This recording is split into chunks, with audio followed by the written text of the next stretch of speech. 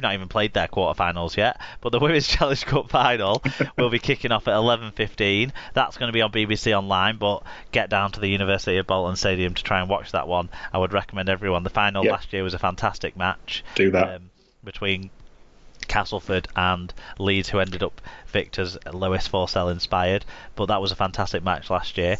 Then 2 p.m, the first semi-final of the Men's Challenge Cup. That's Warrington versus Hull FC. That's going to be shown live on BBC One. I guess they think that's going to be the more hotly contested one, and they can replay all the tackle 52 moment from the final 3 years ago now.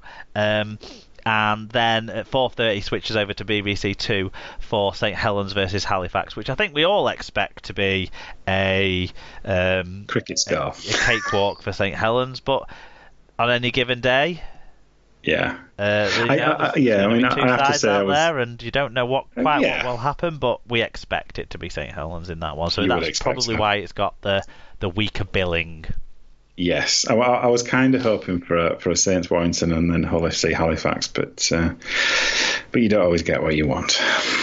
Okay, so that's that. Predictions. I went 2 out of 4. I had Catalans and Bradford.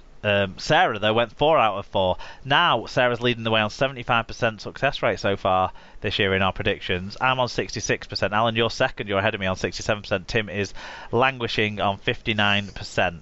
Thanks to those who got the views in on this one. Make sure you look out for the links to the Google Forms on Twitter to get your views in. If you're not a Twitter user but you want to get your match reviews in, send us a message and we'll send you a link to the form. The link stays the same every week, just the matches change. So we'll send you a link to that, and you can get your fan reviews in that way. We love all the fan reviews that we get on the week's games. We're now going to move on to a very varied bunch of other results.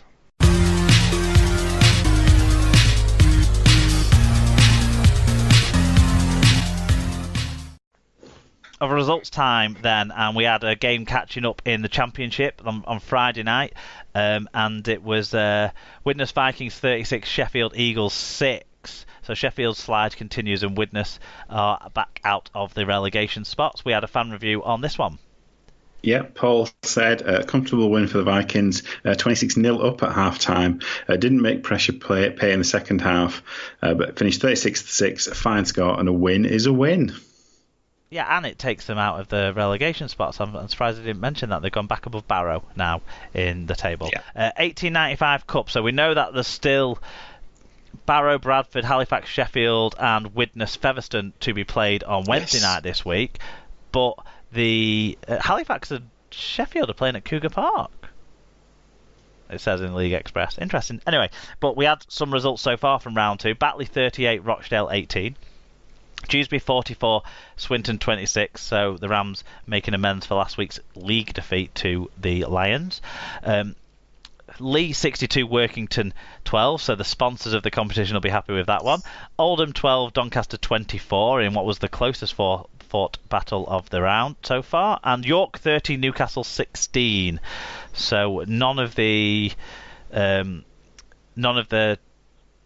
well, there's only 2 League One against Championship games. Doncaster are the only League One side going through to the next round. We know that, though, for sure. In the Women's Super League, it was round 5. 3 games played so far in round 5. 1 will be played this week as well to fully make up round 5. But Wigan 42, Featherstone 4. As the reigning champions got their second win of the season. Wakefield 0, St Helens 66, and York 0, Leeds 50. So that's an improvement, I think, for York on the cup game last week. But still, some big scorelines in that top-heavy competition. There's a few teams with a steep learning curve still, isn't there, in that comp? That's for sure. Yeah, we did get the Challenge Cup quarter-final draw actually for the women's competition done on Sunday after the men's semi-final draw was done. I'll just see if I can get that up. The quarter-final draw is Castleford versus Bradford, so that's 2 Super League sides facing off there. Castleford are going to that favourites though. Keighley Albion versus Wakefield Trinity. That's a League One side. The last remaining League One side playing against a Super League side.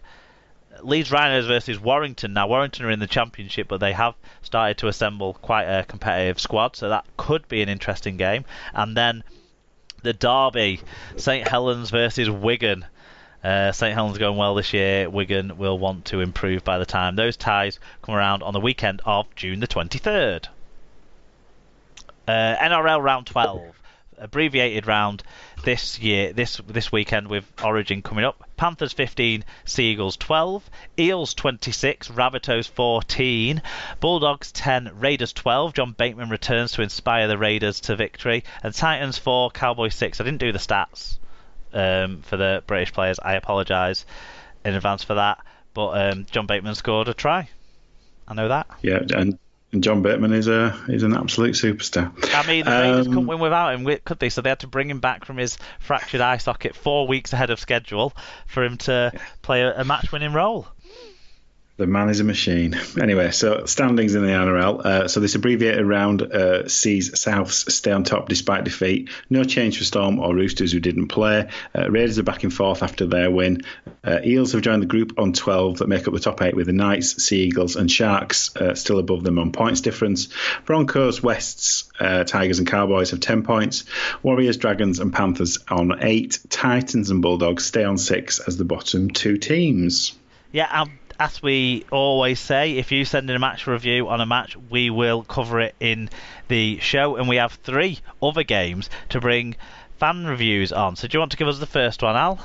Yep. So this one was the Brixton Bulls A's versus London Scholars under 20s in the London League match, and unsurprisingly, Dr. Hideous Dave got in touch and said a fairly even first 20 minutes was won by the Scholars with 2 lucky tries, but after that the Scholars dominated 6-24 at half time when the ref blew for a fag break.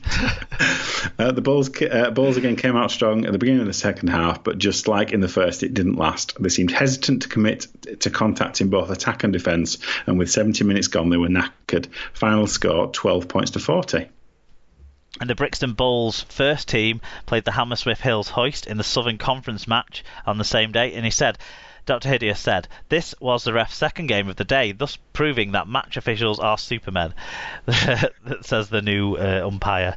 The game was played hard, but with so many errors, the majority from the Bulls. The final scoreline of 10-54 is perhaps harsher than was deserved, but even so, the better team by far won.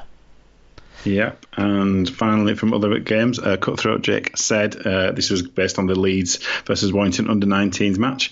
Another fantastic win for Leeds under-19s, this time against the 4th place Warrington side. They were dominant throughout and with a final score of 58-0. This bodes very well for the future of the club, no matter what the first team does. Well, it bodes well for Featherstone, perhaps. No, but in all seriousness, Leeds are going pretty well, aren't they? In the academy, they're the only team to have beaten Wigan so far. Which is always a benchmark, isn't it? In terms of play at that level. They've won 9 out of the last 11, so you've got to see them as the benchmark side, haven't you? Yeah, definitely. Yeah, can't disagree with that. Wins elsewhere over the last week for St Helens. London Broncos won away at the Hull City of Hull Academy 34-32. That's exciting. And Wakefield Trinity also won this week in the Academy games. Right, we're going to now look ahead to a bit of action from both ends of the world of Rugby League as we move into our predictions.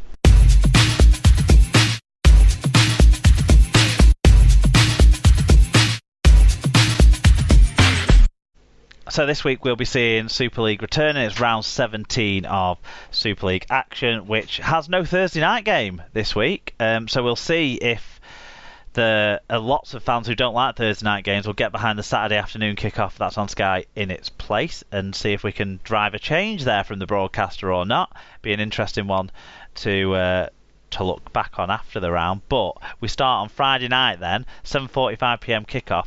Castleford hosting the in form Huddersfield Giants. I'll let you get first go on this one, because it is one of the few tricky games that we've got this weekend. Yeah, there's a few that were worthy of pondering. Now Bradford are out, back to being a secret Cast fan. So Cast by 6. I've got Cast by 10. I've gone home field, I think, on this one. With so much inconsistency, with so many sides at the moment, I'm just going to give Cass the edge on home field. Yeah, okay. Fair enough. So Friday night also 7:45, as is traditional. Hull FC take on Salford. What have you got in this one? Well, which FC is going to turn up? That's the question. Yeah. The black and whites are either black or white at the moment. They're not one end of the colour scale or the other. They're not in the middle. They're never grey, are they? There's no grey. There's no grey. The only thing grey about them is to sort of try to decide which team's going to turn up, but you know that it's going to be one end of the spectrum or the other.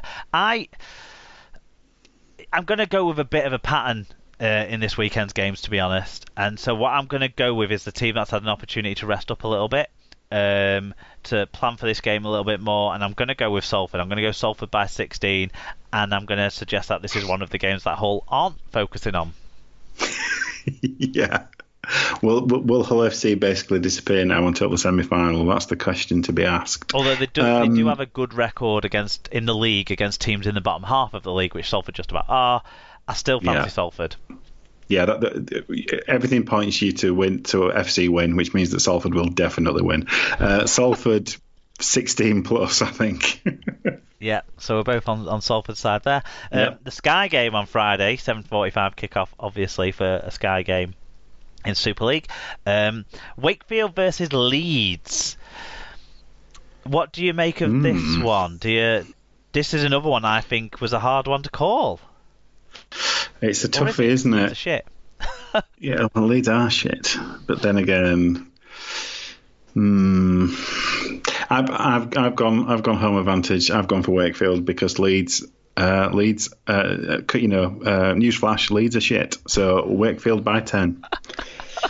I'm going Leeds by 4. Wow. So why will Leeds not be as shit as normal? My theme runs through that. Okay. The teams that played this weekend, I think, aren't going to be as well set up in what is such a physically demanding competition now. That's why you're seeing this wide inconsistency, I think.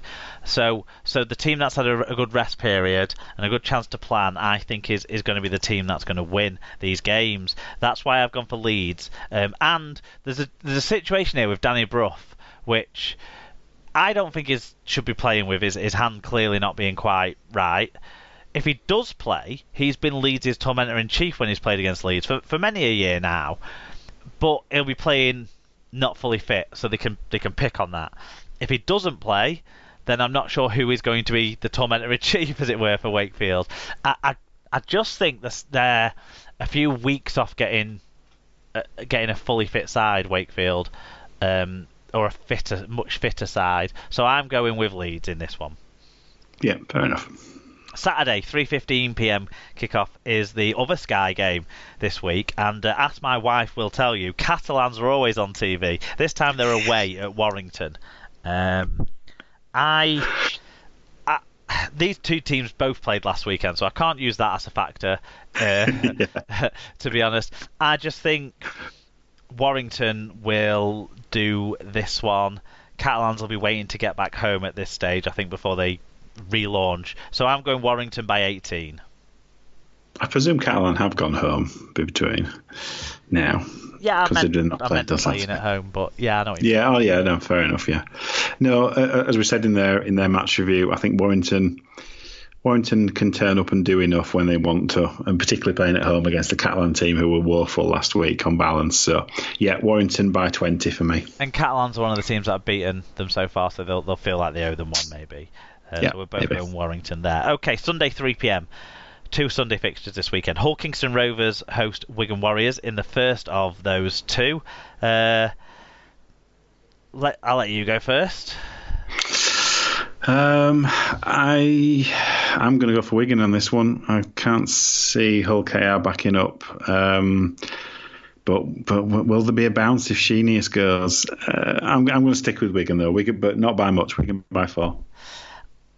Yeah, that is a very big question, and I understand that Wigan maybe have had some stuff going on this week. Some stuff going on.